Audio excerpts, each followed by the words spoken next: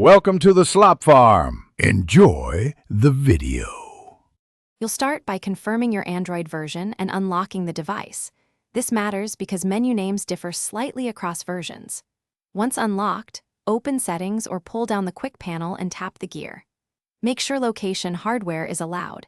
If you recently saved battery modes, turn them off briefly. Now go to Security and Location or Location. This first step puts you directly where permission toggles and mode settings live, ready for the next actions. With location on, select mode or location accuracy and choose high accuracy for best GPS plus Wi-Fi results.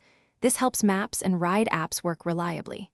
Next, tap App Permissions or app-level location to see which apps can access location always, only while using, or never. Grant only what's needed. For example, navigation apps need foreground access, but a flashlight app does not. Once done, verify background access settings and revoke any suspicious or unused apps to protect battery and privacy. You finish by testing. Open Maps or a location test app and verify the blue dot or coordinates update. Move a short distance to confirm accuracy. If the location is stale, restart the phone first. Simple reboots often restore GPS. If problems persist, clear the app cache, toggle the permission to reset access, or toggle Wi-Fi scanning in location settings. One key troubleshooting tip.